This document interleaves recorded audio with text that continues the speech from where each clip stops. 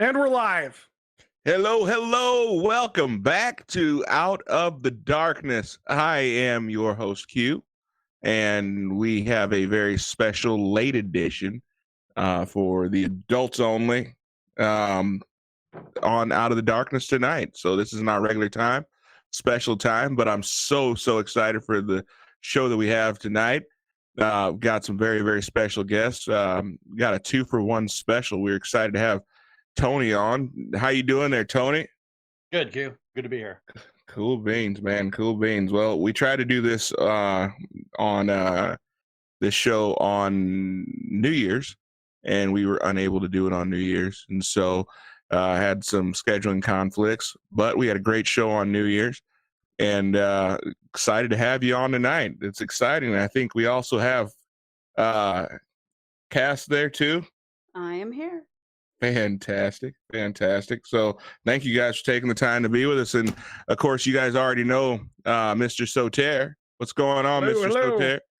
Soter? Well, I'm lonely tonight. Diet Soder's not around, so Diet Soter didn't make it. yeah. Well, that's all right. The show was a lot better with her on the show, but hey, it's all good. We'll settle for you. Okay. All right. Well, fantastic. Shoot, I haven't poured my Knob Creek into my Coca-Cola yet.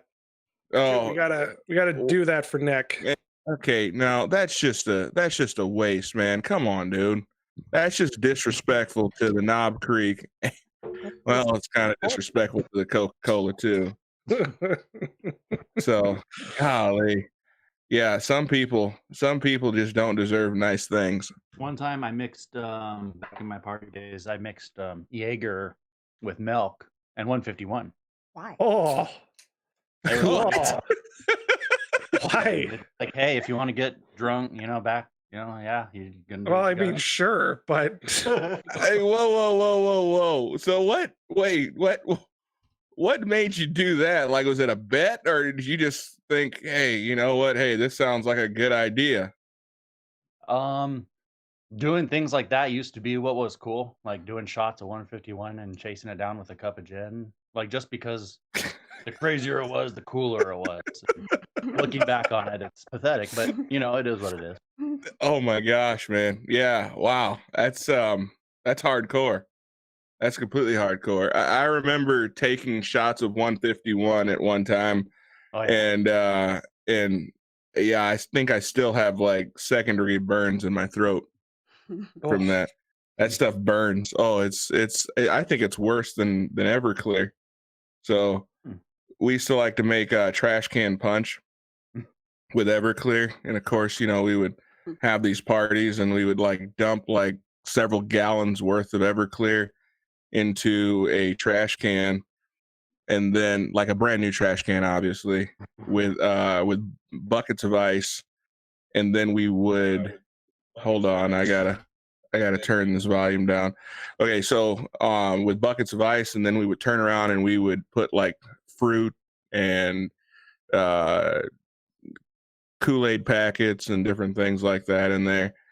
And yeah, that was pretty outrageous. Then the girls would come over, and of course they knew better than to drink that stuff, so they would just eat the fruit, and they'd be just as trashed as the rest of us. So yeah, I can definitely attest to doing some stupid things in my younger days, and I've done some stupid things in my older days too, but we don't talk about that because we have kids now, right? Yes. So, all right. So I guess all that's to say, I was gonna clown you, Soder, but I guess Knob Creek and Coke is acceptable. well, the way I view it, the guy who gave me the Knob Creek said I'm gonna mix it with Coke, so I don't feel too bad. Yeah, no, that's Now, if Nick gave me some whiskey or scotch, I would honor that and just drink that by itself. Well, Knob Creek is still too good to mix with Coke. Let me guess, is it Diet Coke? Oh no. No, it's only the real thing. Only the real thing. Well, I guess you get back a few cool points for that. So a few, not many. So, Diet Coke tastes funny though. I tell you what, the Coke Zero is not terrible. Really? I don't know if I could bring myself to. Yeah, I think the only thing with that kind of sugar I drink is Milo's. Yeah, I don't know. Milo's is pretty darn good. Cass, have you tried Milo's sweet tea? No. Do you like sweet tea? Yep. Tony, do you like sweet tea? No, not really, more or less. Like it's like the thing, I guess. The downside is you have to get it at Walmart. In California, I don't know. Oh, sweet tea in the South is different than the sweet tea we have in Southern California. That's for sure. Well, this is definitely a southern influence sweet tea. So you should definitely That means definitely one try. sugar. You said what? That just means an extra cup of sugar. Literally. Actually, no. So the sweet tea that we drink, it's the yellow cap sweet tea. Actually, Soder, I did try the green cap with no sugar at all. And Not the biggest fan. Nah, it's not the biggest fan. It was just like tea flavored water. Yeah, not my favorite. So, but I did try the yellow cap Cass. It's kind of like a sugar substitute, so it's zero calorie. Zero calorie, yeah. So it's pretty good. The real sugar. My body knows how to process the real sugar, not the synthetic stuff. Well, that will be the red cap. Soda, and that's pretty good too. Coca-Cola, he should look up a special relationship that McDonald's has with Coca-Cola and why you cannot get a Coca-Cola anywhere else that will taste like a McDonald's Coke. They have a whole special filtration, refrigeration, make sure the water temperature, the straw size. Oh, you're a lover then. It's not the best Coke that I've ever had though. That was at one of my former I'm talking jobs. about Coca-Cola. I know. I'm saying that it's good Coke, I was just making it. but I've had better Coke at a place I used to work. It was really good. Tasted like nothing else. Okay. Really woke me up. Are we still talking about like a drink, or are we talking? How did you? Yeah, we're talking about the drink. Oh, I'm pretty sure there was something growing in the pipes though, and that's why it tasted so unique. But okay, because I was gonna say I've had some Coke that'll knock your socks off, but But anyway, that's a different show, different time. Woo! Let's go. Okay, so Cass, since you are a Coke connoisseur, is it true that the original Coke recipe had cocaine in it, or is that just a? If you believe what you read on the internet, I guess. I don't know. I always thought that would be well accepted. Yeah. If cocaine and energy drinks aren't like that much worse off for you, one or the other. It's like, I mean, how bad energy drinks are for you on a daily basis. It's like if I just did a bump right before work, it'd do the same thing. I think not that we are advocating a bump before work or after work or during work or any of that. And I'm not sure about the science behind that either, Tony. I could be wrong. I love it how you include I could be wrong, but I'm pretty sure that a bump before work and a monster before work are equally detrimental to your health. So they're both a bad idea. They're both a bad idea. Yeah, don't do that. And oh my gosh, if you mix alcohol with that Red Bull, now you're really putting yourself in harm's way. Oh, just Coke is the best. You said what? Oh, nothing. Or what it was. Like mixing the Coke and the booze was fun. Okay, so I guess I'm outnumbered here. So according to Cass and Tony, you should definitely mix the Knob Creek with the Coke, I guess. So, yeah. So who cares what I have to say? Anyway, it's a cough suppressant. I don't think I'm sorry. Are you gonna tell? Okay, Tony has a cough suppressant story, really quick one that I always make him tell when. I don't know why I'm thinking of this one. When you were desperate and they would not sell you any booze, you went to the pharmacy. Yeah, that's totally true. We did that a lot. Because if you drove into town and you tried to buy any beer or booze before or after a certain time at night, they wouldn't sell it to you, and it was like, oh, okay, well, I could still buy like 4 bottles of Robitussin, so I'll just do that instead, I guess. And hey, that's actually after you, yeah. I'm very lucky my husband's alive today. Sometimes I'm blessed alive. I don't know why God had the patience to do it for me. So, okay, so I grew up in a rural town in Alaska that was a dry city, or I'm sorry, it was damp. It was a damp city. Forgive me. So, with it being a damp city, that meant that you could bring booze into the city, but you were not allowed to sell booze in that city. There's so many rules like that. Like in Minnesota, you can't drink or you can't buy a certain level or a certain potency, anything that's like stronger than 3.5% on Sundays or something. Is it still like that there? Yeah, well, yeah. There's limits to the types of beer that you can. It's like, is that because people are like religious and think that Sunday's actually the Sabbath? And so they're like, oh, you can't drink booze on Sunday. But it's like, well, if you want to get technical, Sunday's not the Sabbath. So I don't see where that's coming from. It'll probably no, I think it's because we deal with an authoritarian, sorry, government. Hey, this is a late show, y'all. But an authoritarian government here in Minnesota that feels that they know better than the people. So they figure, since Minnesota is like, drunk driving in Minnesota is somewhat of a sport. So I guess they figure if someone has 3 beers of the crap stuff versus 3 beers of like the stuff down in Texas, that they would probably be I don't know, better off. So yeah, so they limit the amount of alcohol content. People that are going to get smashed and go around driving are going to drink enough beers to get smashed, no matter how many they got. Buy it the day before. It's going to be about just as effective as the tobacco and 21 thing. You'll get it if you want it. It's so stupid and it's a pointless thing. Really accomplishes nothing. Well, I mean, we'll get into the whole 21 tobacco thing, but but getting back to the story of where there's a will, there's a way. So people would actually drink aftershave in order to get drunk. Have you ever heard of that, Tony? Yeah, I've heard of that. I've heard of people drinking Listerine, and it's like, that's where I'll drink cough syrup, but but I'm not going to drink a bottle of Listerine to get drunk. Okay, so exactly how much cough syrup does one need to drink in order to feel a buzz? Well, 2 Mondo jugs of it will do a heck of a trip for you.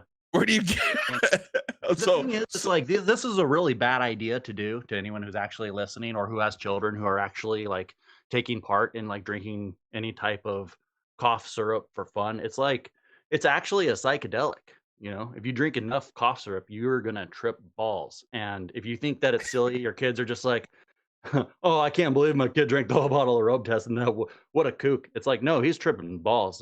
Your kids are on drugs. Okay, so as far as psychedelics go, so if you're talking DMT, if you're talking acid, if you're talking LSD, it's kind of good to separate the ones that are made in a lab and the ones that are like that. So is it like a shrooms trip then, or what? It's similar, I guess. I did a lot of mushrooms after I did a lot of Robitussin, and there was similarities, I guess, but I'd say the Robitussin is more of like a crack high. Like you got tons of energy and you're kind of tweaking. Whereas on mushrooms, you have kind of like almost like a daunting like sobriety that gives you a more like a deeper clarity into your consciousness, which could be like just a profound and a dominating experience. It could be good or bad. Yeah, somebody in the chat's talking about that that lean or that syrup.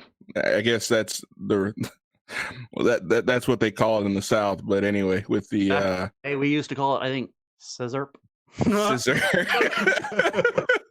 I think this is probably the first time I actually referred to it as that, even though as much as I did it. But so Jay Venom says mushrooms, in my opinion, was like a weird spiritual trip. Yes. He said DXM is like a dissociative. Yeah, it's chaotic. Yes, that is a fantastic way to put it for sure. That's funny. When you get the DXM, it's like your brain gets like like fragmented and like you can't even read a clock. You're like, what the heck is that saying to me? I don't even understand that. That's nonsense. But with mushrooms, it's very real. Like after you do cough syrup, your brain has to defragment. It's got to sort files all over again. But after mushrooms, you're like, whoa, I really kind of, I see these things that are going on in my life very clearly, and they feel very much more serious. So I feel like I need to kind of take care of those things. It can help identify. It could suck while you're doing it. If you have a bad trip, you're gonna be like, oh my gosh, this is like you're gonna think you're gonna die over and over again. You don't know if it's ever gonna end. It's like you get locked in a bad trip, but at the same time, afterwards, if you take whatever it is that was causing that feeling and you try to actually correct it in your life, you can use it for positive. But that's anything. I mean, not to get anything that's a curse can be turned into a blessing, or anything that is a blessing can be turned into a curse. Well, I mean, I often say people's greatest strengths are typically their greatest weaknesses, right? So I think anything done overboard is a bad thing. Everything in moderation, right? Yeah. I mean, I personally feel like if God created it, it was here for a reason. But if you abuse it, then it can be a bad thing. Too much water will kill you, right? Well, a good thing to think about in regards to this, since I'm here in California right now, is marijuana. It's legal, so it's like everyone who's listening and is in California and again has kids. It's like, well, I mean, your kids are going to be able to literally get on their cell phone, get on an app, and have someone literally come and deliver them some weed if they feel like. So that's crazy to me. So I'm in Minnesota. Obviously, Minnesota doesn't do anything fun, but like so like Grubhub for the rest of which I don't even have that because I'm out in the sticks. You know where I live, Tony. So we don't have Grubhub, but for places that I've gone that do have Grubhub, you guys literally have Grubhub for weed, right? Yeah, absolutely. So let me ask you this. So the argument. So weed is supposed to be legalized in the state of Minnesota sometime this year. Right.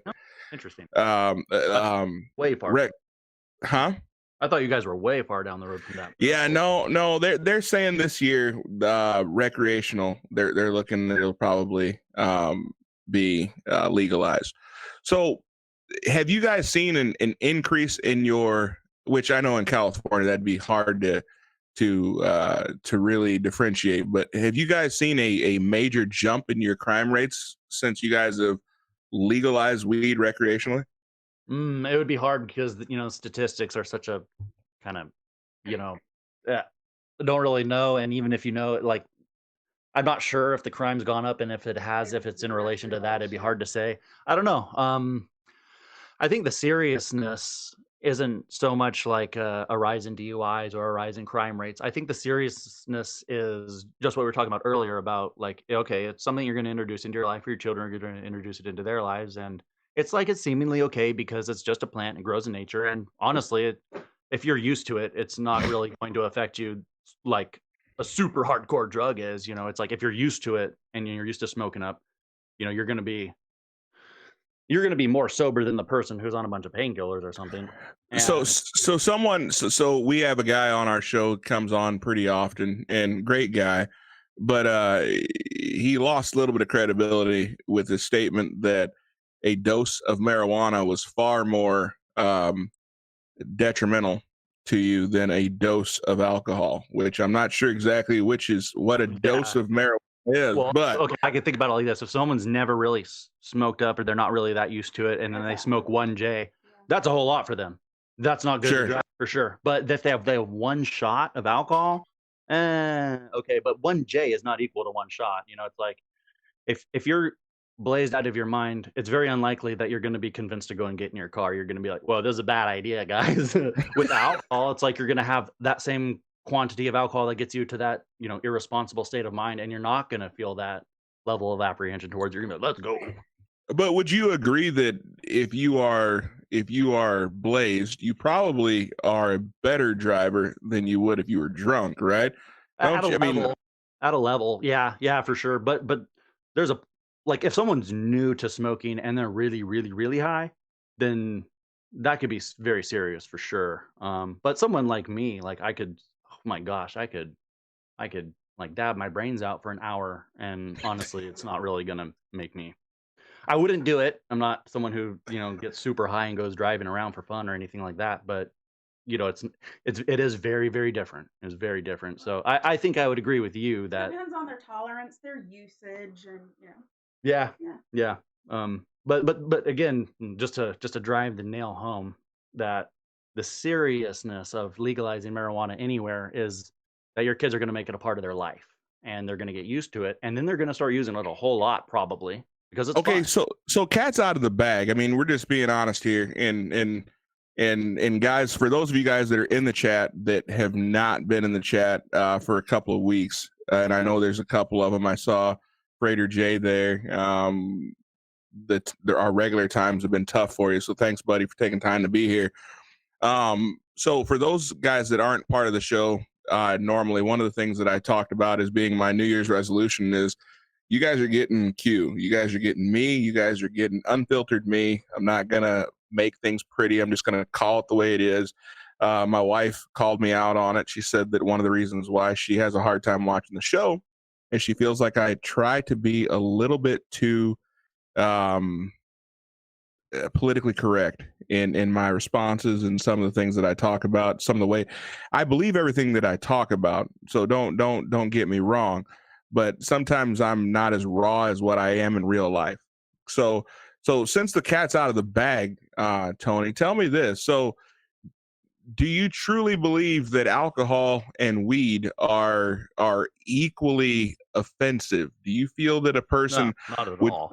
So would you rather, do you feel more comfortable hanging around a bunch of people smoking weed, or do you feel more comfortable hanging around a bunch of people that are drinking alcohol? That I feel uncomfortable around people.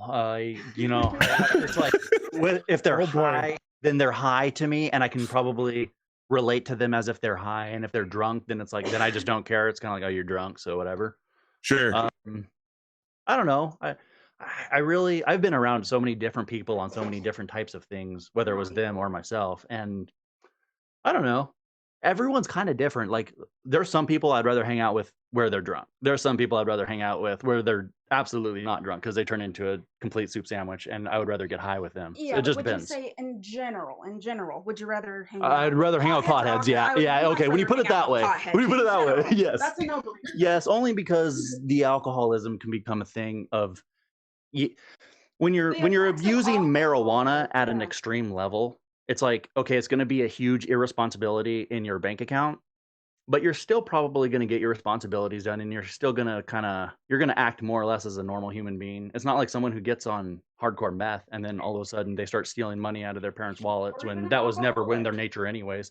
And alcoholics get, if they continue down that road of alcoholism, you can see the that there's a darkness with that. Their life suffers for it, And marijuana, it doesn't really do that as much. It does affect your bank account, and it can affect, a little bit of it. But if you're taking in large amounts of marijuana, it's only going to affect you for a while. You're going to. But I think that comes with any isms, right? I mean, whether or not you're addicted to gambling, whether or not you're addicted to porn. Yeah, but the side effects along with it, it's like the hardcore stoner. What are the stereotypes of a hardcore stoner? He's probably lazy. That's probably one of the worst things you could say about someone like that. They're probably lazy. Sure. Sure. But what is the worst thing you could say about a hardcore alcoholic? That they crash their fucking car. Oh, I'm sorry. That they crashed their car into their living room and almost killed their whole family. It's like, it's a little different. The hardcore alcoholics are literally destroying their lives, and the hardcore potheads are just hardcore potheads, really, and they're just kind of losers. And I think you can pretty much say anything you want on the show as long as you don't drop any of the NI double gutters. That'll probably get us kicked off. No disparaging comments as it pertains to people of alternative lifestyles. So as long as you leave both of those things alone, we should be okay. So just let it flow, and just be you. But okay, so I got to ask you. So in comfort, and we're still kind of just getting started on this thing, which you've already made it very, very interesting. It's kind of fun. So of the different drugs that you've tried, what is the one that you've said this is like, that's awesome. That was the greatest trip or the greatest drug ever. I mean, all of them. Right? I mean, drugs are drugs. If they weren't fun, who would do them? Well, and this is a true statement. This is a true statement. So there's a reason why people do drugs. But if you were going to say, okay, this one, if I could get that high again, I would do that. So which was the pinnacle for you of highs? Well, it's kind of that's interesting, because if you're someone who's done mushrooms, especially more than once, it's like they could be very different every single time. So if I was going to say that mushroom trips are my favorite, it's like, well, some of my favorite trips have been on mushroom trips, but some of my worst trips have been on mushroom trips. So it's kind of like, it's a love-hate. Whereas with marijuana, so wait. So hold on. Okay, I want to get back to that question, but I want to you've kind of introduced something. So what is the difference between a fantastic mushroom trip and a terrible mushroom trip? I guess that would be subjective to the individual a little bit, because it's like, if you like to see walls melting and things spinning around in space, then that would be a wonderful thing. But if seeing things, yeah, I mean, if you're grounded in reality and those things are going to be terrifying to you, which they could come across pretty intense, right? It's not just the visuals that could be intense. It's like, it could be your actual thoughts and your actual, like, the things like, who am I as a human being and what am I doing in my life? And mushrooms are just a little bit different. They're a little more serious, I guess, as far as identifying. But I mean, for identifying, it's more for learning. That's, I guess, that might sound stupid to someone who's never done it, but it's like, I would say that mushrooms are more for learning. And if you do something like, if you drink a bunch of cough syrup, you're not going to learn anything. Like, it's just going to be a crazy experience. You might find yourself dead in Florida if you do. Yeah. Yeah, those are the worst trips ever. You wake up dead. That's awful. Terrible. Terrible. So, okay, so are you saying that mushrooms would be your absolute favorite drug of choice? Like, that'd be the best? No. I mean, DMT is a lot of fun. But it's also very intense. It's like, it's fun, but like, it's also very real. So some of the funnest drugs are just like getting drunk, because it's just fun, because it's like you're turned off. So These for the people who are in the chat who don't have any idea or clue what DMT is or how it works or what the effects are, so walk us through. So what do you like about DMT, or not like? Because I mean, I've known you for a long time, so let me make this very, very clear. The person you were when I first met you, even though it was a very, very cool person, you've changed a lot. I mean, as far as a family man, as far as just your day to day, just it's been a lot of change. Now it's you've always been cool to me. We've always had a great time, and the one thing I would have to say about you is that even when you and I were very, very different, which I feel like we're not nearly as different as what we once were. Absolutely. But even when you and I were very, very different, the one thing that I always really, really appreciated about you is your sincerity. You've always just been the most sincere dude I've ever met. And growing up in the religious background that I grew up with, it was all judgment. It was all about, having to maintain appearances because you didn't want to offend this person or offend that person. And, you didn't want to say something that was going to bring dishonor upon your family. Right.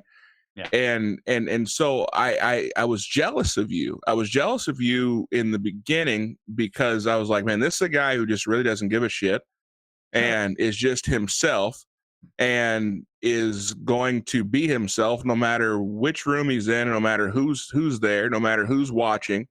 He's just going to be him. He's not going to lie to you about who he is. He's not going to put a face forward and say, this is who I am, when really it wasn't. But unfortunately, because of that religious background, we were kind of forced to to put on a show. We were always under a microscope, it felt like, right? Kind of want to defend, like, the Christian, family that does want to try its hardest to try to be like, as not to try to paint a facade, but to try to be as positive and as complete and as whole as an example, live by example, you know. So I can see why people could get a little overly obsessed with it and actually take it in a very negative direction, because it's like then you're actually forgetting about your priorities, because you know it's what is it to act like a happy family when you're not a happy family? That's dumb. But also I Sure. get the example of like you don't always want to be like, oh hey, how's it going? You know, and then like when you don't want to answer like, oh, it's going shitty. You know, it's like you do kind of want to. I'm kind of defending the, you know, the Christian family that is trying its hardest to make it look like they do have a really good life and a good happy family, but you know, like every family is going to struggle, even if you're, you know, even you know, no matter what, you're going to struggle. I get that, but as far as I'm concerned, I feel that you win a lot more people, and people are much more acceptable of you admitting your shortcomings and saying, yeah, that's something I struggle with, right? And just, yeah, that's something that's tough for me, as opposed to just pretending like, you know, those problems don't exist, because every family has issues, every family has problems, every family is dealing with stuff, right? And I feel like you're much better off just accepting the fact that, yeah, we deal with our stuff, but this is how we deal with it, and we get on, we move on.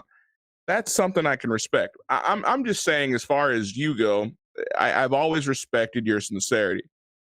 With that being said, I'm curious though. So you've tried a lot of these different things, and you've experimented with different things. So number one on the list, the best experience has been, you said mushrooms wouldn't be. DMT is was a cool experience. So DMT, would that be number one? Would that take the number one spot? It's hard to say, because you're kind of asking me to like look back on my old life. And when I do, I like nowadays I kind of feel like I'm more mature now, and looking back on it, it's hard to say. Like I don't want to glorify it too much, but I get what you're saying, and I do want to give you an honest answer. So I I'm think not, and we're gonna get into talking about the journey. So, but I mean, as far as, but we can have fun with it at the same time. As far as the DMT goes, so would that be, so that would be considered definitely the most, well, I don't know. It's pretty extreme. It's pretty extreme. It's, you know, salvia can, if you get the strong salvia, it can be pretty extreme too, kind of in a similar way, but a darker way. Whereas DMT is a little bit more like kind of happy land for the most part, unless you got something really serious inside your consciousness where you have a real bad time. But DMT is not typically like a scary. I mean, it's a little scary, but it's not like a. It's not like you're gonna take it and have an evil experience. You know, if you have mushrooms, it can get very dark.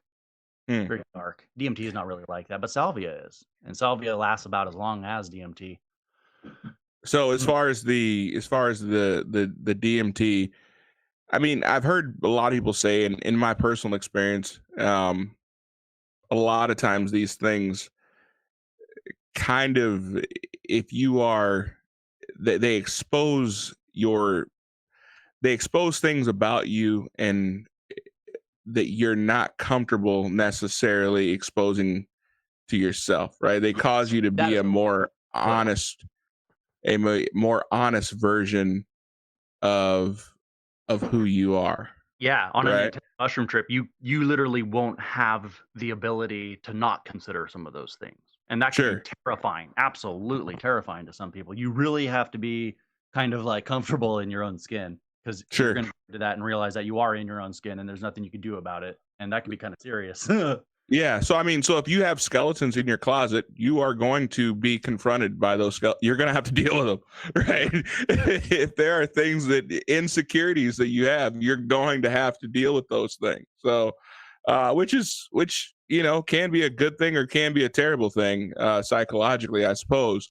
Okay. So too much in absolutes, because anytime anyone starts doing a psychedelic, it is going to be very unique to that person, because everyone's consciousness is unique, and these are affecting people's consciousness. So it's going to be very unique. So anything that I say, I don't mean it as an absolute, because, you know, it's like, this is just by my experience, and also by the experience that other people that I've interacted with have shared with me.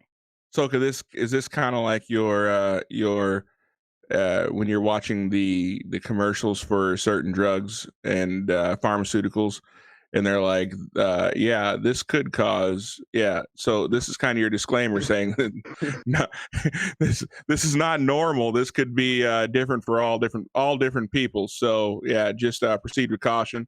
Is that kind of your disclaimer? Okay, fair enough. That's cool. And I also, one more just real quick disclaimer would be that I'm in all of these discussions, and not for 1 second like condoling these the use of substance or promoting. I'm not for them, actually. I guess I'm against them, but I'm not against sharing the information on them if there's parents out there or people out there. But I'm a changed person now, and I don't take credit for that at all. And the only credit that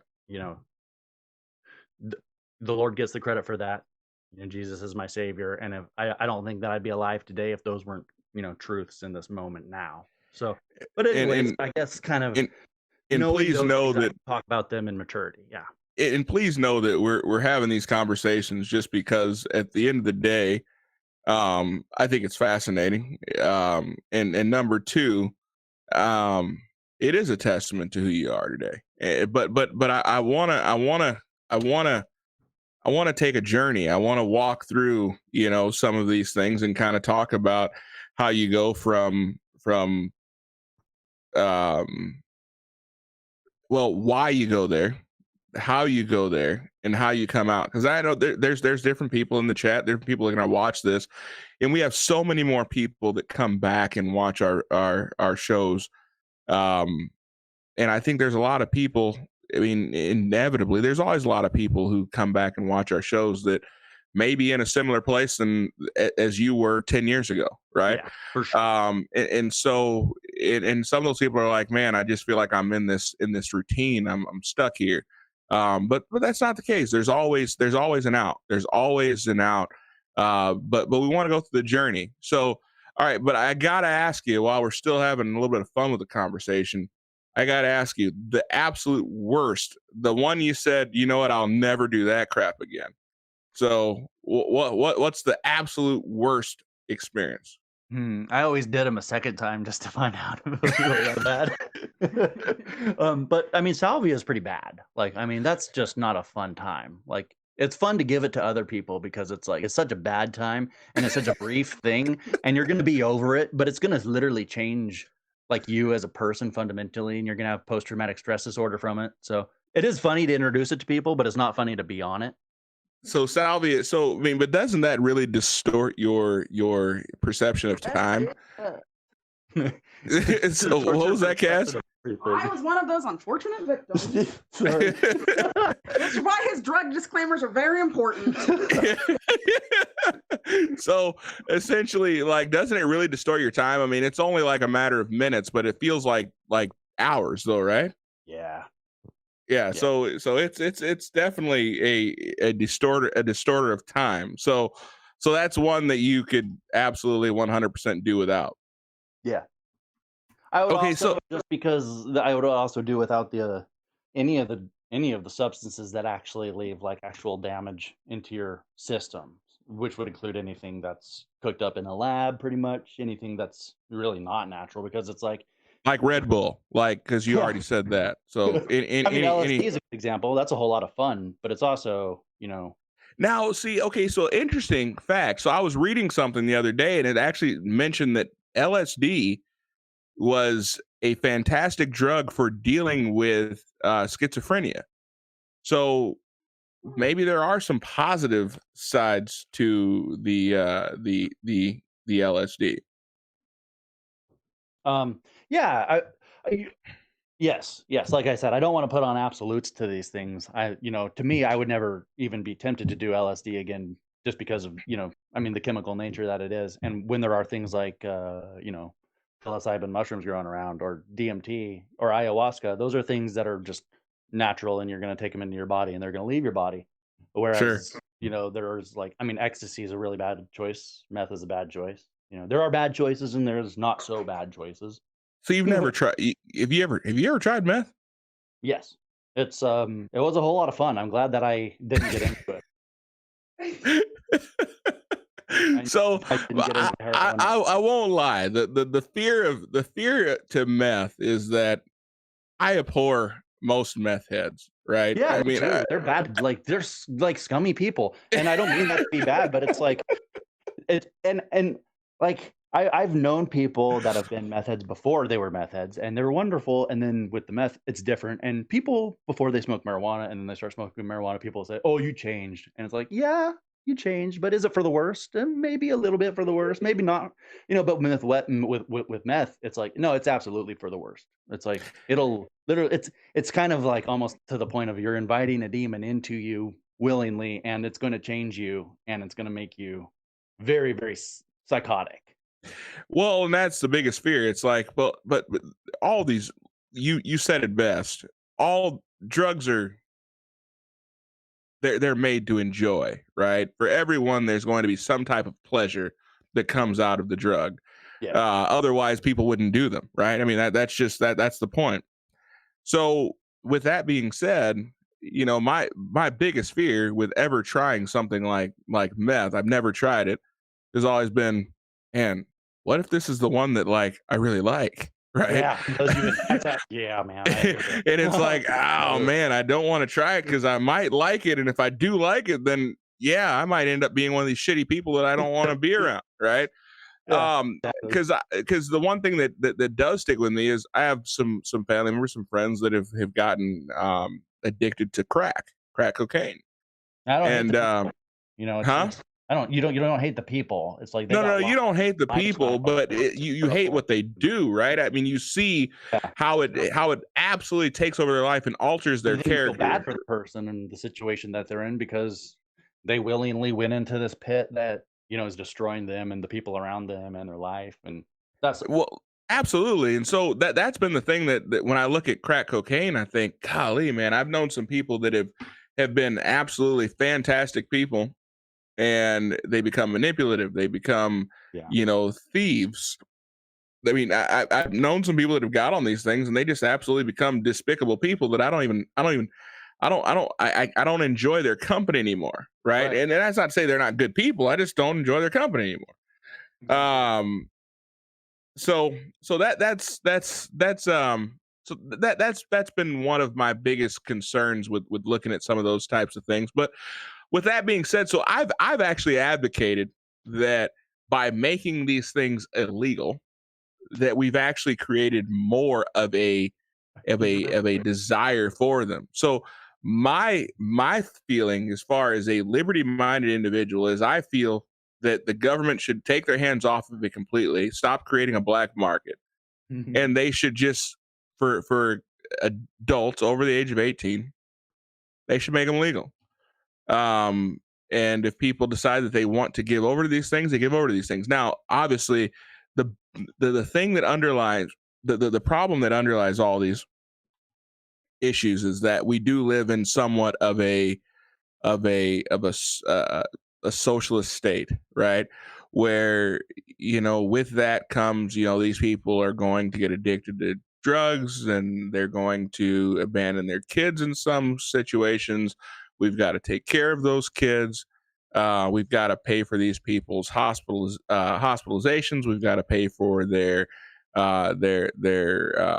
meetings. We got to pay for their medications. We have to pay for. I mean, so it's almost that people are afraid that those people are going to become a burden on the society financially, right? And while I could see that, I mean, I also want to do away with the arguments I've heard. It kind of makes you wonder what happens now. Are they not a burden now? Yeah, I mean, well, and that's the case, but I think that people's biggest fear, and I think even when talking to Tim, that it came out a little bit, was that, man, these people are going to become addicted to these things, and they're going to be more of a strain on our social welfare system. And that seems to be the big turnoff, which for me, I say do away with the social welfare system or drug test everyone that's within that system. And that fixes that problem immediately. But so let me ask you this. So you've tried these different things. You've been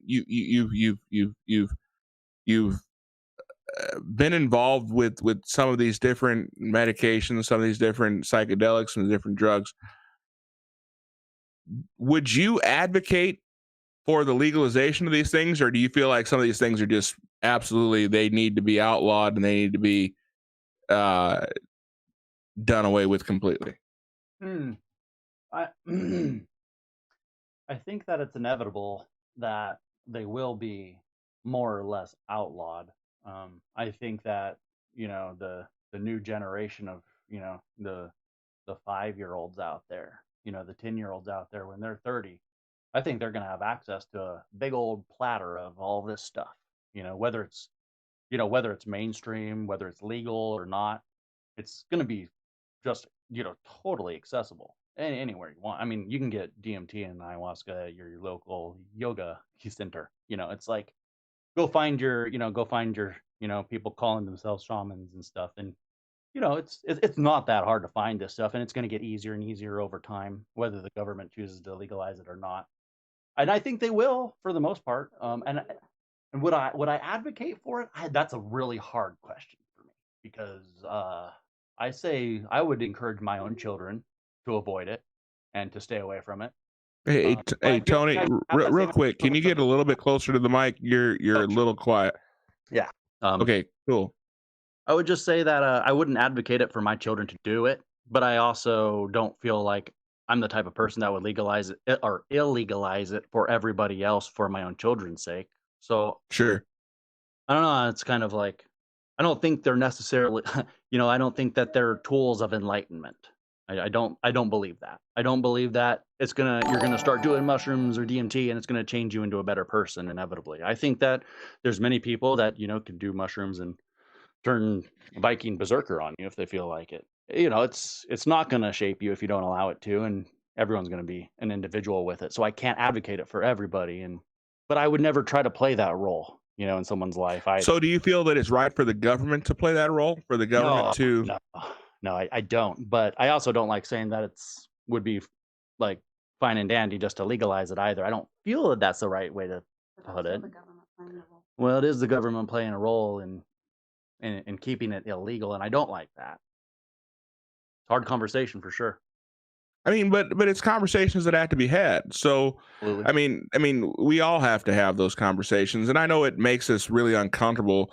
I mean, we could all say, okay, well, weeds. I mean, that's natural. I mean, absolutely, you should be able to smoke weed, and it's really, I mean, it has medicinal qualities, and it's actually it's better for you than some of the pharmaceutical drugs out there that have terrible side effects and things like that. So I mean, we could sit here and we could make an actually I think a fantastic argument for why marijuana should be legalized and why the government shouldn't completely do away with or vilify a natural substance. But then you start to think about other substances that are natural. I mean, mushrooms are natural.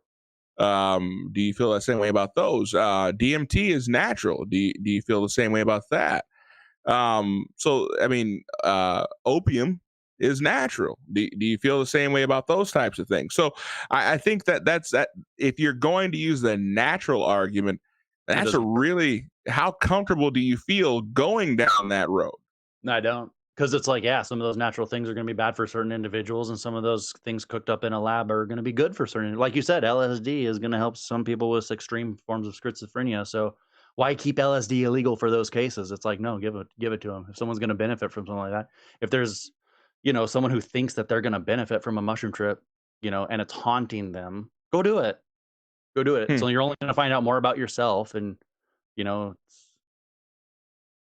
Sure. I mean, I personally feel like, give adults but I feel like, in this attitude that the government has kind of taken on, that we have to protect people from doing these types of things. We have to protect our kids, which, I mean, obviously the kids need to be protected because, I mean, that's our job as adults. We're supposed to take care of children. We're supposed to take care of those that are less capable. Yeah. So I agree with all of that. But at the same time, I feel like, man, we're wasting a lot of money trying to keep adults from doing things that if they really want to do it, they're going to do it anyway.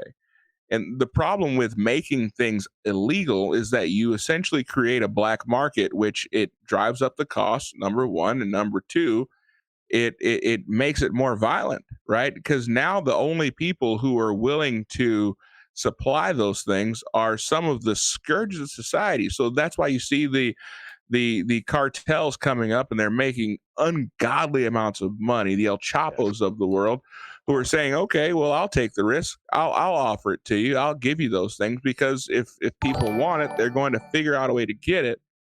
And now they're forced having to deal with the El Chapos of the world, as opposed to dealing with, you know, a grocery store or dealing with a pharmacy, right? But speaking of that pharmacy, let me just try to, like, let's think about this. If we had places where mushrooms or, you know, DMT was legalized, then these suppliers would probably be intending to influence you on what you're experiencing, because there's going to be a lot of new people who are like, I've never done mushrooms before, what's this all about?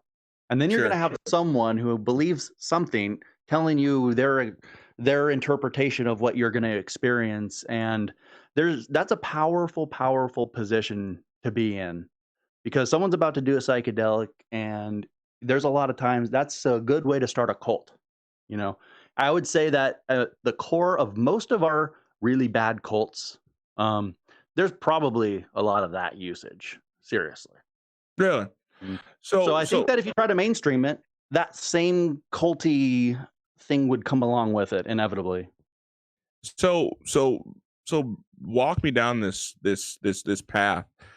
So, you know, you admit that in your younger years you experimented with different types of things. You even give it a second try just to make sure that the experience that you felt was real, right? It tried different things, and obviously that opened up your mind and opened up your or maybe you were that way all along. I can't speak to that. I've only known you for what, On that. 10, 11 years.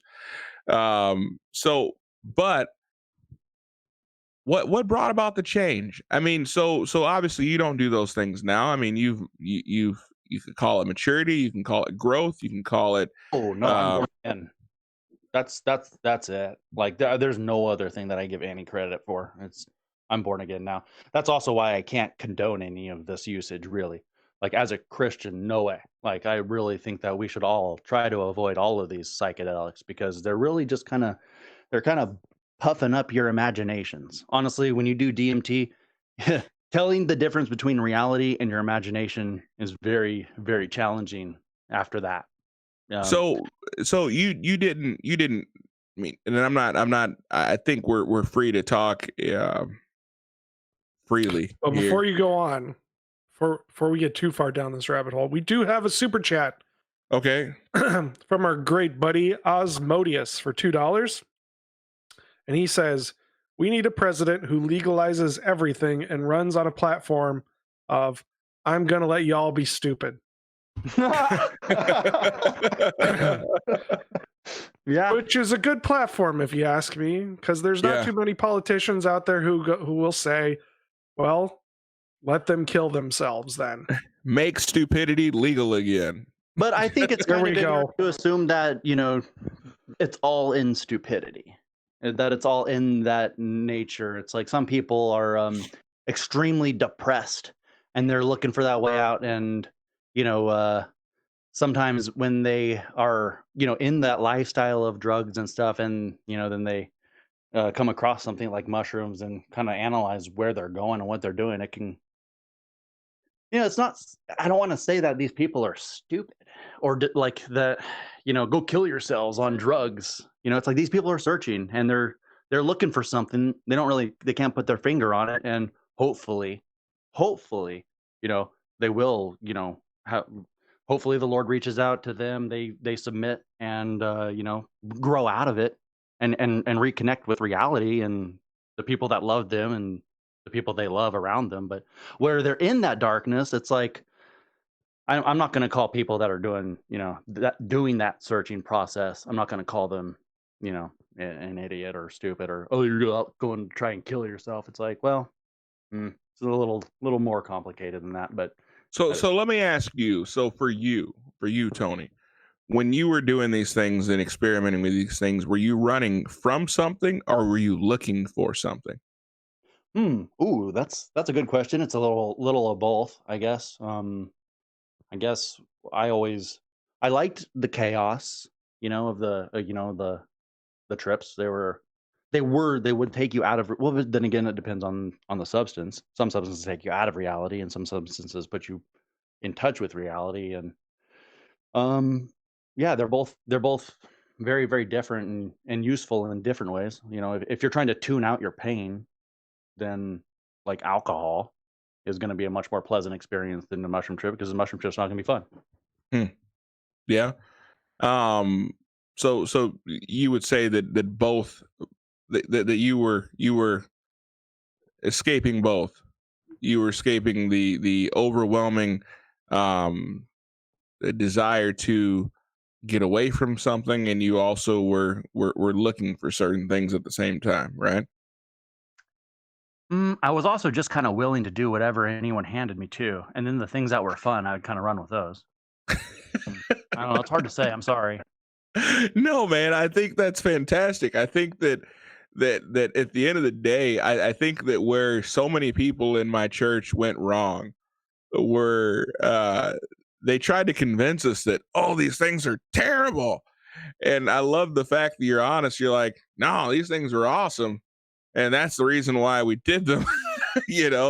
I think even the Bible itself says that there's pleasure in sin for a season, right? I mean, Yes. so I mean, there is a reason why people do these things. So I love that honesty that you have there. That it's yeah. I mean, hey, it was a lot of fun while it lasted. But obviously those are things that are past, and I don't want to.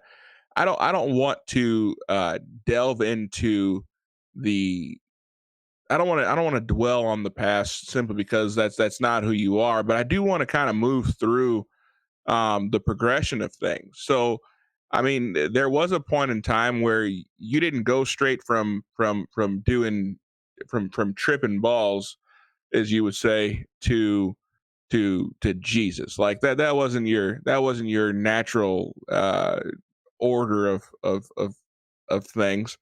But I mean, you did spend some time in some darkness there also, right? I mean, so what brought about that? I mean, what brought about, I mean, in conversations past, you kind of talking about your experience with some pretty dark experience, some pretty dark times. I mean, what brought that about? Mm, um, I guess it's fun when you're a teenager and you get into extreme black metal and death metal, and you start mixing that up with a lot of booze and a lot of psychedelics. Yeah, that's a pretty dark road for sure. Yeah, but it most of those people are wearing who they are on their sleeve, and they're not trying to hide it. It can be sometimes harder to really have a real conversation with someone who's kind of a fraud and thinks that they're living in light when their light is only darkness. I would rather be around those people who are living in darkness and know it, to try to actually, at least they can be like leveled with. Sure. And I think that's why I opened up with that, is the fact that even when I didn't fully understand where you were at the time, I always respected and even admired the level of realness. I feel like that's just something that we don't get enough of anymore. I mean, so much to the point where I feel for my kids. I don't know how much realness is going to be left. I mean, people alter their bodies, they alter their minds, they alter everything about them. Anything that essentially that people don't like about their natural selves, there is someone somewhere who is willing to help them cut that out and create a facade, or to exchange that with something that is more desirable, right? um but I feel like, man, we got to get back to a place where people can be comfortable in their own skin, be comfortable with being real, be comfortable with, you know, wherever they are, regardless of how silly, how ugly they might think it is. I mean, all of us exist somewhere in that gray area, right? Yeah. So that part of it, I like I said, I admire. So as far as the so you talk about the death metal. I mean, so growing up, they tried to convince us that there was a certain level of satanic influence in in metal, right? In the death metal and black, in that there was a certain level of darkness. Do you believe that, or do you believe that? Yeah, for sure, for sure. I mean, if you're someone who's actually writing that style of music, then then you're lying if you say that there isn't. So you do believe there is some satanic influence in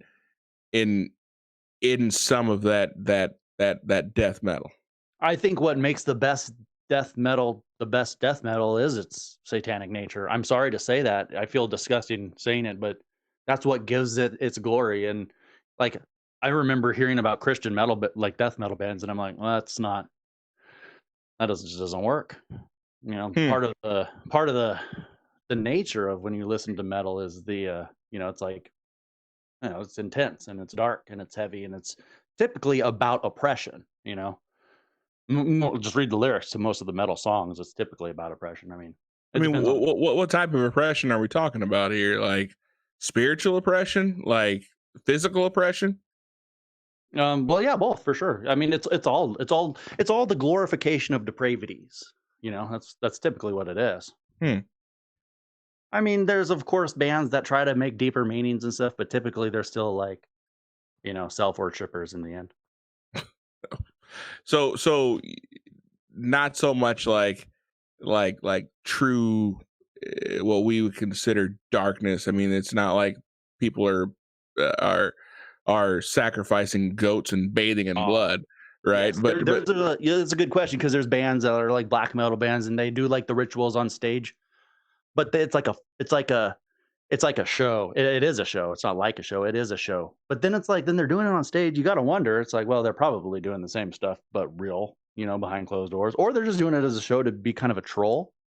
So I think it goes both ways. But there are definitely black metal bands and death metal bands out there that, yeah, behind closed doors, they're real Satanists for sure. And yeah, they just want to hurt people. It's what they want. That's how they get pleasure. And I mean, it might sound weird to people, but I mean, I don't know. This is sounding very QAnon and QAnon-ish to me.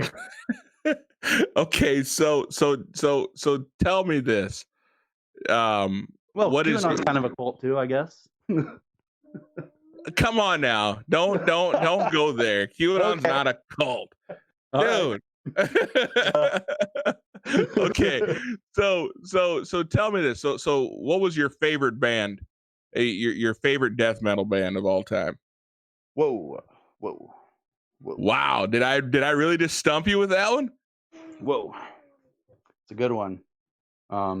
It's so gross to rethink about, but I really liked Cryptopsy a lot. Cryptopsy. And Deicide, but those are pretty satanic and very anti-Christian. And I like it's kind of weird. I feel like I so 180'd in my life. It's like, how could I have liked that at one point? But man, I did. Really? So I'll be honest. Behemoth, Behemoth for black metal. Well, no, they're more death metal still, but Behemoth. I listen to Behemoth quite a bit. And I like Viking metal. Actually, above anything else, the pagan metal was the best. Sorry, this is pagan. Wait. Pagan metal? Oh, Enslaved was my favorite. They're the best. Really? So I'm sorry. Forgive me. I mean, but so King of Diamond. You ever heard King Diamond? King Diamond. Oh yeah, for sure. I'm sorry. I'm being asked that in the chat, and I'm just like I'm lost. I'll be real honest to you. His vocals were like, oh my gosh, it was so weird. He was a wacky guy. Yeah. I didn't listen to Diamond. Yeah. Okay. That's so okay. So you go from being so this is mostly in your teenage years, the drug years, the experimental years. You come to a place where you are um it's a dark, I mean it's darkness, right? I mean, if I'm Like if I'm darkness for the putting sake of darkness, yeah. yeah, for the sake of darkness. I mean, now do you attribute that to the drugs, or do you attribute that to just a lifestyle and I mean, I think they feed on each other. It's kind of like the more you feed into the drugs will like the metal. The more you feed into the metal will like the drugs, and they'll kind of grow together. And it's a very unhealthy relationship. um so tell me this. So now that you have changed and now that you're in a different place, do you feel like if you were to go back into that drug lifestyle, do you feel that would the darkness come back along with it, or do you feel like you could do those things I believe when you're a born again believer, that Jesus Christ saves you from certain things that you cannot save yourself from. And I believe that I've been saved from that. And I believe that if I was to go back into those things, that it would reopen all those doors 7 times worse than they were before. And it would be a terrible thing. I don't really. So is it the love for this newfound freedom that you have that keeps you away from it, or is it the fear of falling back into the darkness that keeps you away from those things? It's definitely not the fear of falling back into the darkness. It's not that. It's I'm repulsed by the darkness, and I don't even have a taste for it in my mouth anymore.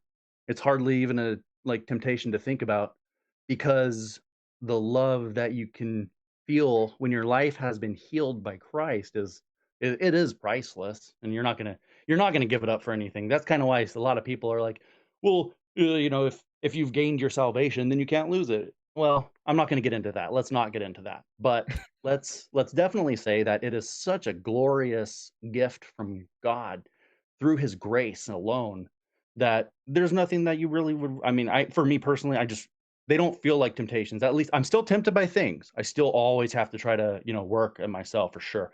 But the things that were out of control, like, they're not out of control, and I don't even feel that anymore. And thanks God for that. That's like I said, man. I admire the fact that I don't have to like what you have to say, but boy, I can always respect you and respect your honesty. So tell me this. So you go from that period where it sounds like it wasn't necessarily lack of it wasn't like you were actually trying to escape anything, just you were having fun, right? I mean, am I being fair there? I mean, it wasn't like you were trying to get away from anything as much as it was like you were just, hey, it's fun and it's a great experience and you're just enjoying that. It turned into that. At first, it was kind of like, there was like family trauma as far as like relationships at school and stuff like that. So I was a little more drawn into like, I was trying to tune out reality a little bit. So that grew the alcoholism to the point to where it was a whole lot of fun. And then it was a genuine like, hey, I'm actually legitimately enjoying this, in the moment. You learn to love your sins while you're in them. So that's interesting. So it started off as an escape. Started off as you're trying to get away from certain things, trying to get away from certain people, trying to forget about certain pains and different things like that. But in that period, in that time, you developed kind of a group of friends, a support system. Best friends, actually. Okay. The only 2 people that I still stay in contact with, I met in that phase. They're back then we used to call ourselves metal brothers, and they're still like to this day like my 2 closest buddies, and yeah, I pray for them for sure. Sure. And I think I've met one of them, I think, if I'm not mistaken. Probably. But yeah. So no, that's absolutely fascinating. So it wasn't a direct line to God. It wasn't a direct line to the relationship that you're in now. Drugs? No. So no. I'm saying you went from that period to the darkness, as we would call it. Now, I mean, in that darkness, I mean, there was no. Did you know that it was darkness at the time? I mean, did you feel like you were? Did you feel like you were? Would you call it Satanism? I mean, or Luciferianism? Or would you call it just, just a I dark would refer place? to my own my phase of Satanism as a rebellion against worldly Christianity. There's a lot of Christians out there that do a really, really disservice to what Christ did on the cross, and those people, they are scum because they're turning people away, from the gospel, because rather than trying their hardest to be good, they are just frauds, and you know them by their fruits. So your embracing the darkness was more of a repulsion of fake Christianity or fake religion. Yeah, for sure. That's I also wasn't a believer. I really didn't believe it. I believed that, I don't know if I believed in evolution, but I did believe that, as far as astronomy, or, is speaking, that the Earth was 4.5 million years old, and that the universe was 3.5 billion years old. So I didn't believe in the Bible. I believed in, very, a variety of different things. Yeah, for sure. Science was definitely my God, because it disproved the God that I had to, eventually reconcile. The real one. So, I mean, because you were raised, raised in, with an idea of religion. I mean, didn't you? I mean, you went to a Christian school growing up, didn't you? Well, Catholic. Okay. I mean, well, okay, Catholic school. So, but disclaimer: all the priests that I knew as a Catholic boy growing up were cool and not the molesty type. Just to put that out. It wasn't that turned me out to actually. One of the things I think that it's kind of, well, anyways, that's not a big deal. No, go. Come on now. You already started. Just spit it out. I think that my distaste and hatred was kind of an excuse to find something to hate. I don't really think that the people that were these Catholics in my life as a kid that I think I was someone looking to hate something for a reason. I had a racist phase. I had a I hate everybody phase. I was trying to hate, and I was trying to find an excuse to do it. So wait a minute. So you went through a racist phase? Yeah. Oh boy. So wait, let's. Oh boy. What is it worse to be racist or satanic? Seriously, let's be real about this. It's worse to be on satanic. this show, I'm not sure. Well, if you are in Hollywood, it's far worse to be racist than satanic. I mean, satanic is acceptable. Being racist is just an abominable sin. They're both abominations, but okay. So I'm curious. So tell me about this racist state, because this is news to me. So I'm hearing about it the same time that the chat is hearing about it. So who are you racist against? Like, was it there was no one people? person. Oh, well, yeah, but no, I mean, I just thought I was just white and the best for it, So it's kind of just an excuse to be like, anyone that's not me is less than me, but it's... That's fantastic. But there was no one that actually treated me wrong, and there was no one that actually put a bad example out there for different groups to give me the reason to hate them. I was just an ignorant, hateful little shit. So and just I guess this is probably a good time to explain to the chat that Tony is also, like, not only one of my very good friends, but he's also my brother-in-law. So you can understand why the idea of him being racist is news to me, because I've never seen that at all, ever. But it's It's fun. It's funny to talk about. So walk me through it. So you go from science is your God, from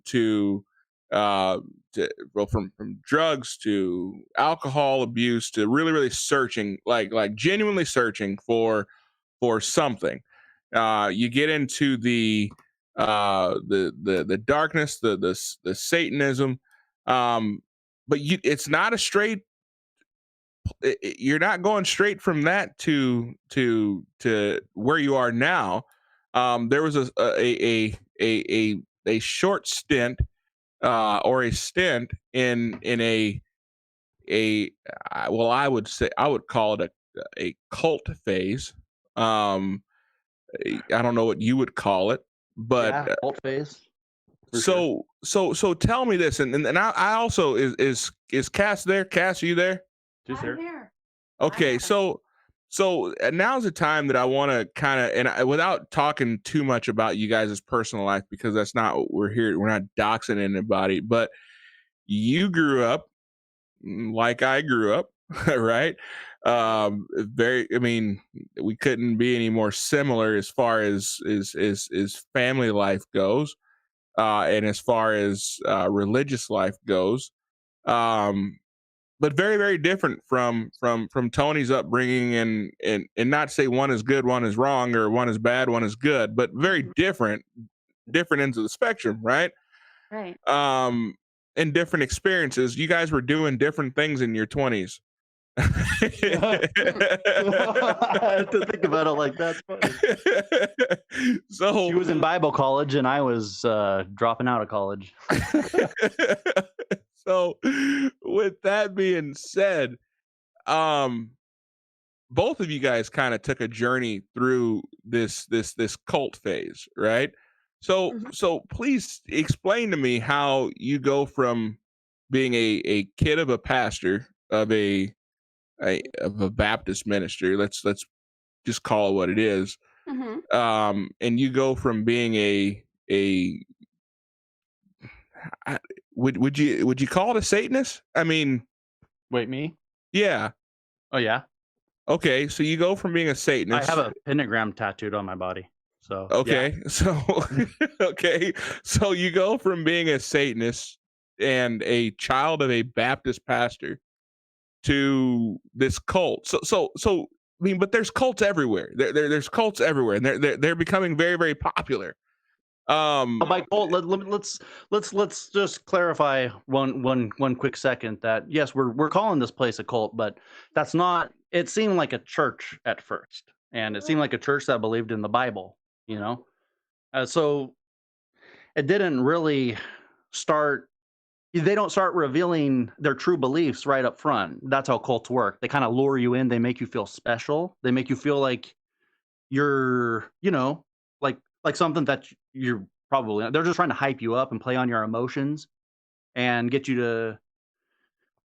They tell you things, and I mean, it had the guise of Christianity. I thought it was a Christian church. That's what I thought at first, really, in all honesty. I was a born again Christian, but I didn't know, as far as the word, I didn't know left from right. I was new. And, when someone finally accepts Jesus as God, then it's like, okay, well, you start then. And then you have a walk, and, you're going to wind up into, people are going to tell you different things about the Bible. And this place, it was kind of like they're saying, yeah, the Bible. But then it gets into, oh, well, we have an apostle, and his opinion on the Bible is actually the word, not the word.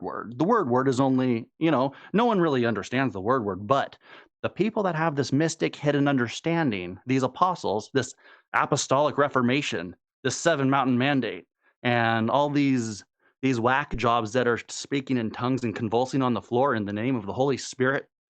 It's absolutely disgusting. And it's not Christian, and it is not okay.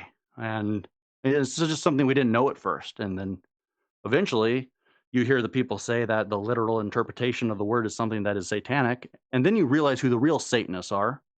So that's why I would rather hang out in a room full of a bunch of metalheads than in a room full of a bunch of self-proclaimed apostles. That's that's a powerful statement.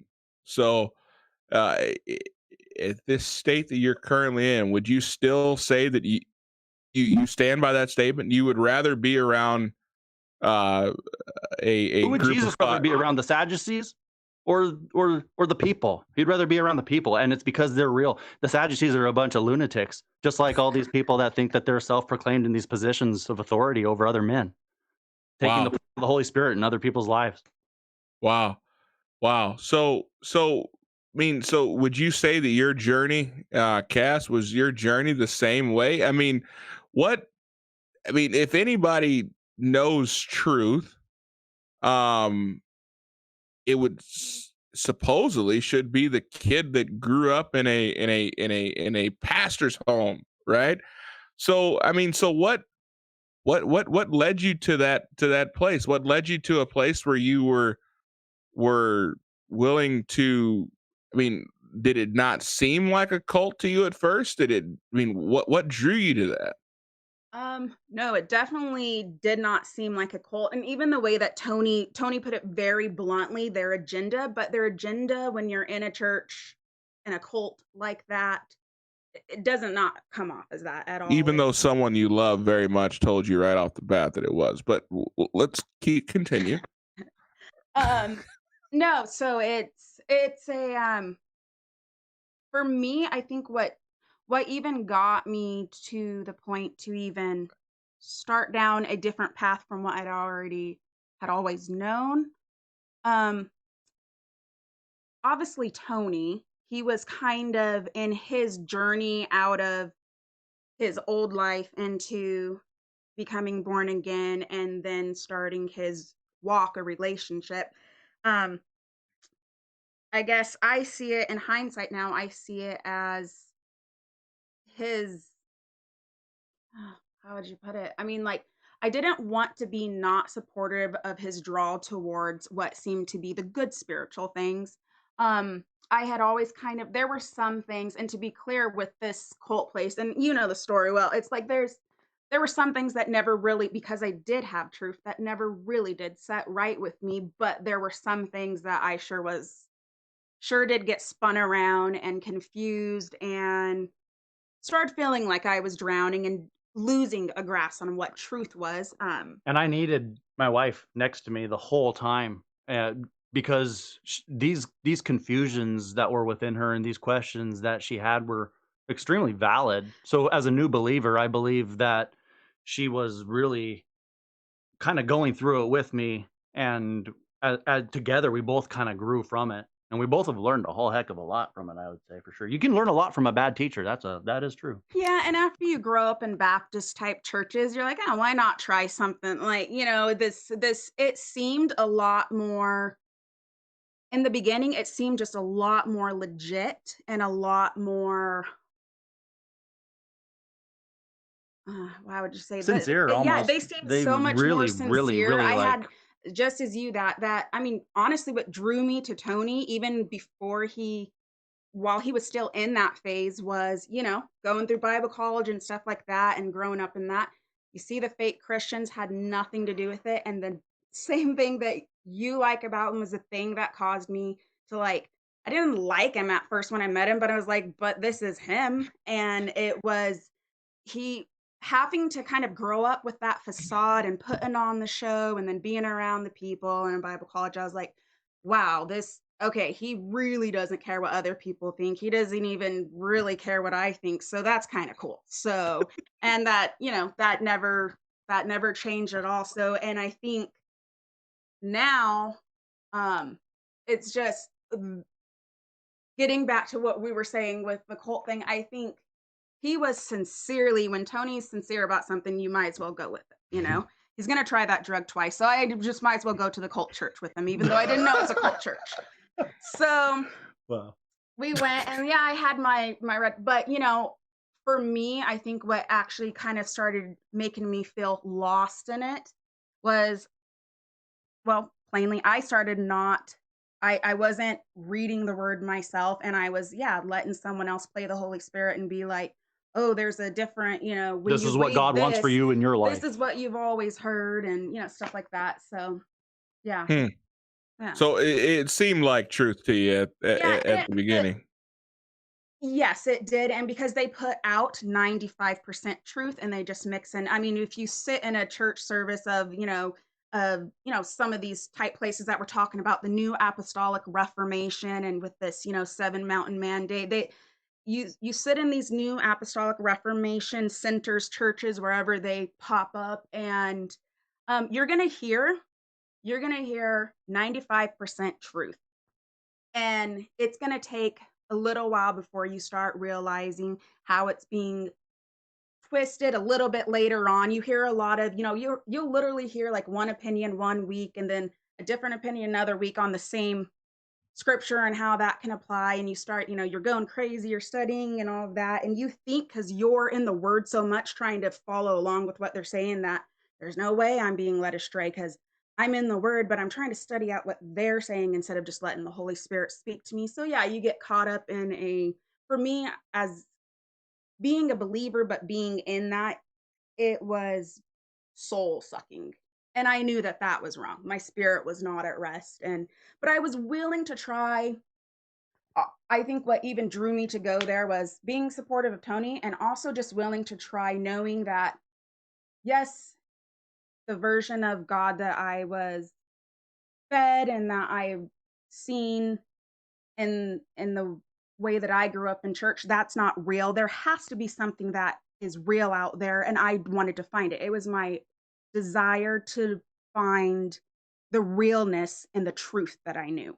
That even led me to, I guess, open up into that. Or that there was hidden mysteries just beyond, like beyond the scriptures itself, and something that can unlock blessings to you in your life, or hidden mystical powers like healings and stuff. Yeah, Well, in my experience, I think that for most people, the draw to occultism, we always look at we think about occultism and we think, oh man, it's like super darkness, like it's behind the veil, like these people are like sacrificing kids and animals to these to Moloch and to these different gods.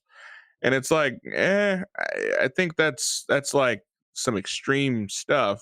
I think that in my experience, most people get into are drawn to cults, as we call them,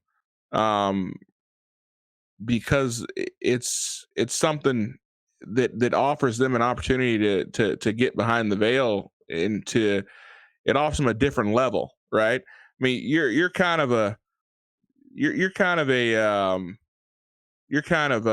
you're a gamer, right, Tony? Yeah. So it's kind of like, huh? Or I used to be before, kids make that hard.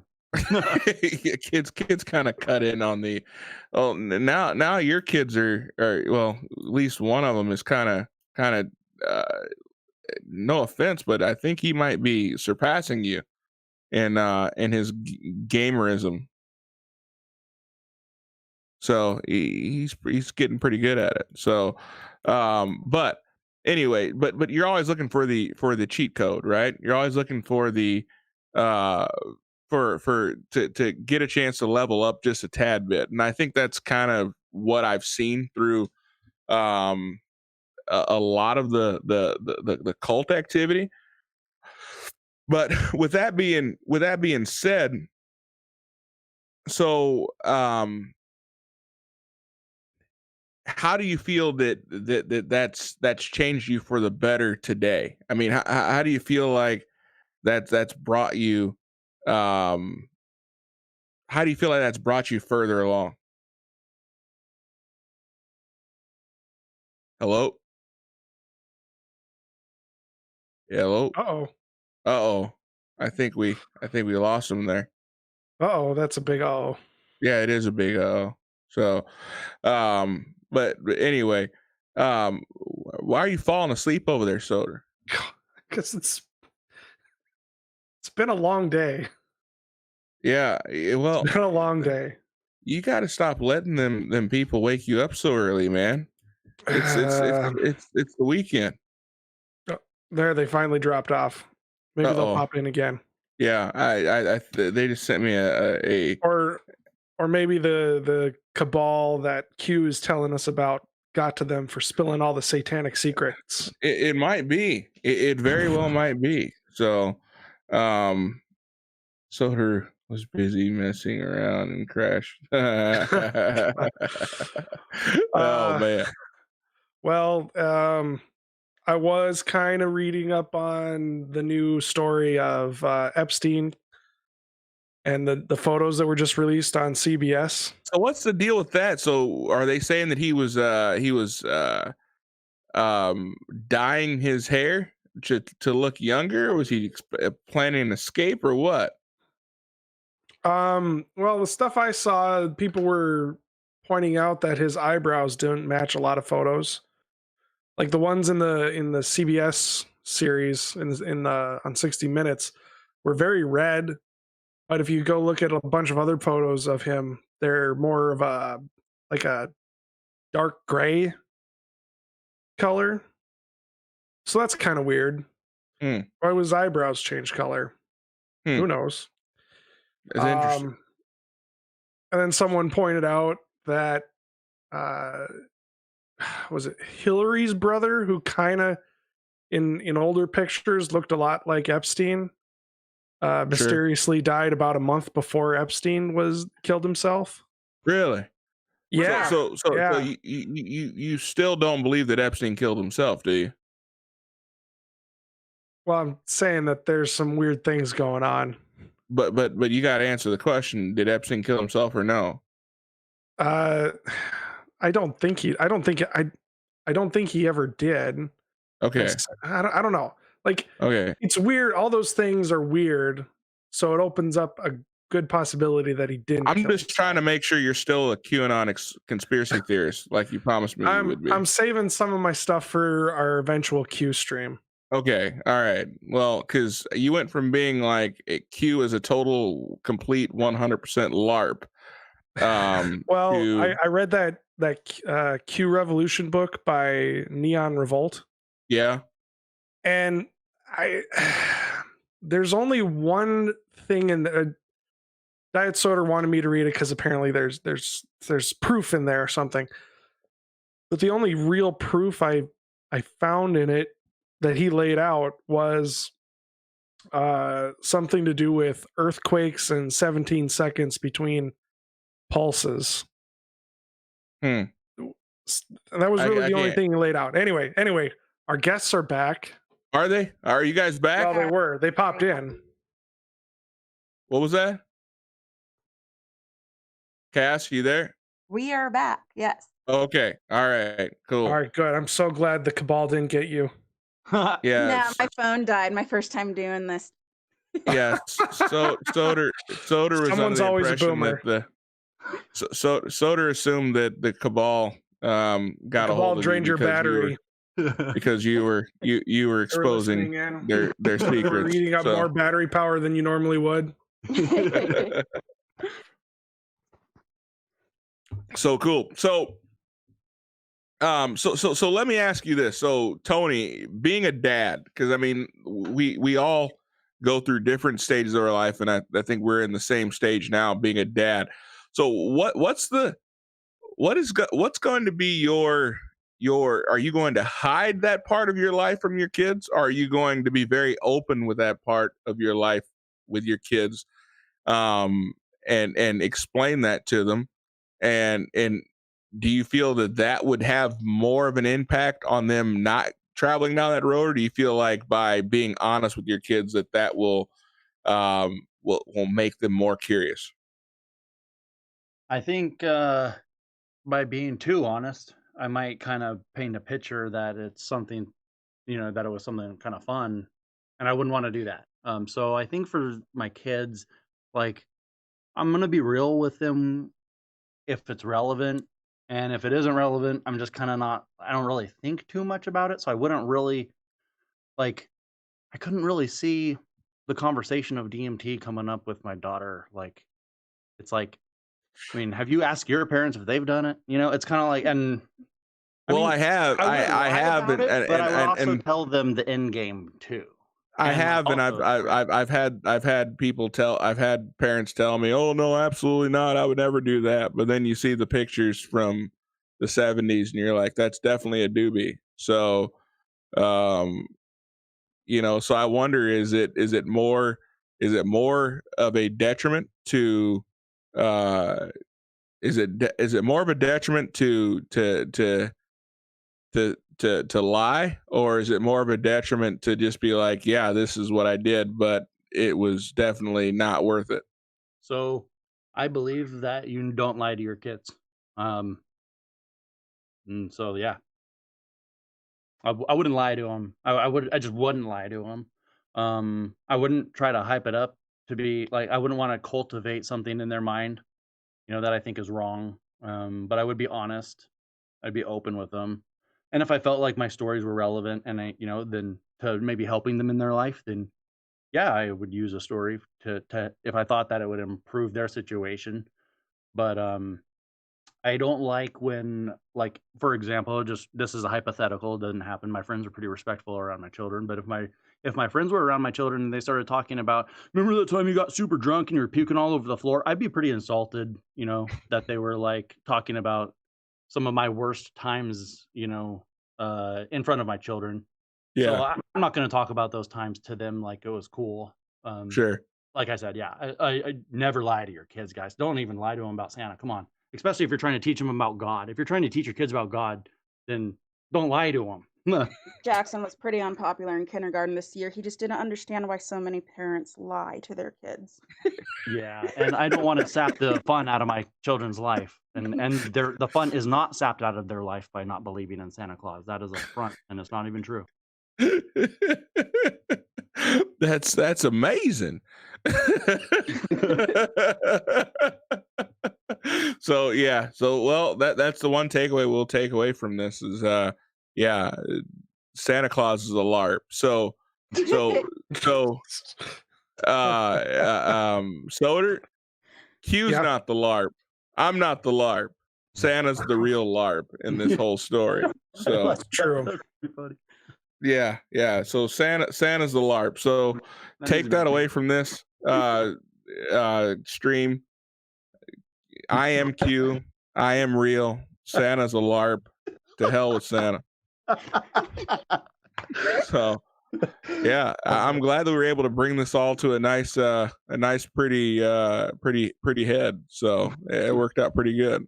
That's funny. So do you believe in me, Soder? I do not believe in Santa Claus. Well, but do you believe in me? I asked you that. Q is a LARP. Yeah, see, yeah, absolutely not. Yeah, I tell you what, I wish I was Donald Trump right now. I would tell you you're fired. But Would you go point at someone with a Q T-shirt on somewhere or a sign? Like, hey, look, I'm in on the meme. Everyone knows I'm on 4chan, and All right, so Tony, I gotta ask you before you go. We're gonna shut this down here pretty quick, but I gotta ask you, what do you think about Trump bombing the general? I feel sorry for that man's soul. Not Trump. I pray for Trump. I don't know what his soul is. That's between him and God. That sounds scary too. But no. As far as this terrorist that was just murdered, like murdering terrorists isn't really the worst thing in the world you could do. I mean, that guy wasn't a good guy, and wiping his face off the face of the planet means that you're kind of saving other people's lives. There were going to be future victims of that murderer. The future victims that we prevented that by killing him. So all the people that are actually in tears over his death are lunatics, because they're mourning over they're mourning that a psychopath murderer has died. Well, he's probably in hell. We're not supposed to assume things like that, but it's probably the truth because you know them by their fruits, and he was a scum murderer. Well, you're in California, which is definitely a it's different than I think people are people, but in California collectively seems to be more accepting of things that Minnesota may not necessarily be acceptable of. But man, I mean, it seems like all the last couple of days, being bombarded by after 9/11, it was so interesting. I mean, 2001, we saw people unify, that terrorism was bad, that patriotism was great, and we were going to unify against terrorism. Oh my gosh, man. I never thought I'd see a situation where people hated a president of the United States more than they hate terrorism. Yeah, that's right? weird. Yeah. It's crazy. I mean, these people absolutely 100% hate Trump so much that they're willing to apologize and make excuses for terrorists, which Did you happen to hear that one lunatic on MSNBC when he was saying something like, "Well, it was the right act, but the wrong commander in chief." Did you hear him say that? That is the no. That is the most illogical thing. It's like, okay, well, I mean, it's like you're complaining about something good happened because of the hand that did it. That's just, I just can't. Like, that was just weird. So Soder, not only are we working on the "It's All About the Cans," these cans, these cans t-shirts, but I also got another idea today. Soleimani didn't kill himself t-shirts, with his face on it. So well, to that end, I did do a bit of work on the website today, and it's coming along. Okay. I got to get email from it working somehow, but I didn't spend a whole lot of time on that part of it. So you said we had the cards ready to go, right? Cards are ready to go, and that's a big thank you to Church of Failure. So thank you, Church, for that. And yeah, the Soleimani didn't kill himself t-shirts, we got to get those going. Yeah, that's I mean, well, and what was that, Cass? That's brilliant. I love it. So yeah, those JSOC boys did their thing on that one, but no, it's interesting to see that, we're raising our kids. We're trying to do the best thing we possibly can to raise our kids. We have we can't even agree on that, and it's concerning to me that we've come to a place in our country that we can't even, that morally we can't even come to that watering hole and meet together in peace, that we can say, you know what, terrorism is worse than our president, right? That terrorism is something we can all abhor and agree on, that we hate. And that's sad. That's a really sad place in the state of affairs. But I think that's the reason for this show. That's the reason for shows like this. There's other shows like this that have popped up and are popping up.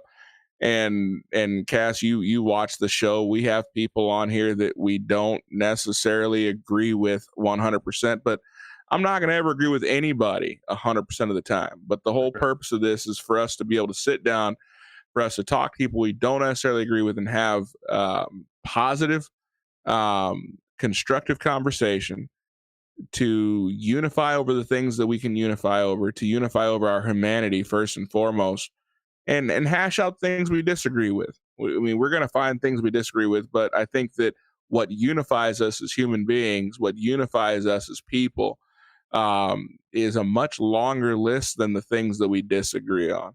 I'm not going to compromise my standards. I'm not going to compromise my convictions as a person, but I will strive to be respectful of my fellow man. And I think that's, at the end of the day, that's what it's all about, is us having respect for each other and love for each other, and allowing the love of God to shine through us. Exactly. Loving God and loving others. That's what it's all about. Yeah. So, well, guys, I know it's getting late. I don't want to keep you. Real quick, for those of you guys that are in the chat, if you are not, we are really close. We are so close to 2,000 subscribers. We could get there tonight. If you are not currently subscribed to the channel, be sure to press that little button, subscribe to the channel. Thank you so much, Cass. Thank you so much, Tony, for coming on. It takes it takes a lot to come on a show like this and just bury yourself and just be honest and to just talk about, you know, the journey. A lot of us like to present to the world that we are a finished product, but we don't necessarily like to talk about the journey and the unpretty part of what it took to get us to where we are today.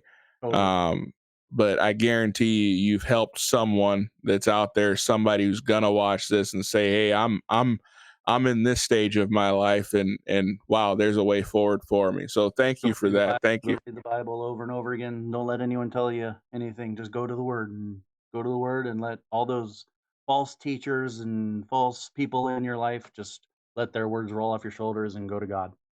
There you go. There you go. That's that old saying, only God can judge me, right? So but don't let a priest get in there either. They're a person too.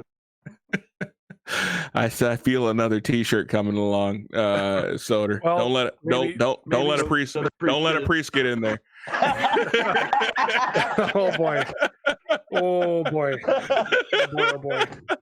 Don't let a priest get in there. T-shirts are coming to the website soon.